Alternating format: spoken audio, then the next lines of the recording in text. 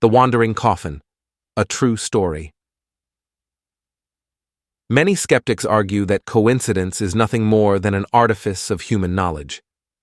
According to this view, some episodes of which we are conscious are perceived and considered coincidences by us. In other words, we remember what we conventionally call coincidence, but forget a myriad of other details that have no obvious connection. What to think, then, of Charles Coffin's eerie coffin?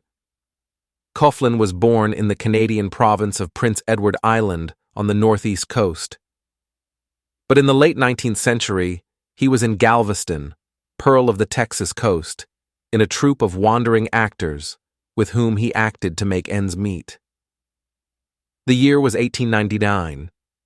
Coffin fell ill and died after contracting one of the tropical fevers that claimed victims when vaccinations were not yet practiced. Coffin was laid to eternal rest, at least in intention, in a lead-lined coffin and buried in the local cemetery.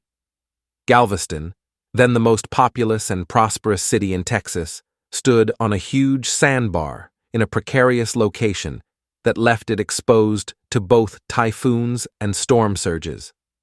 On September 8, 1900, winds of over 100 kilometers per hour force poured over the city, a wall of water more than 6 meters high that submerged everything but the highest structures.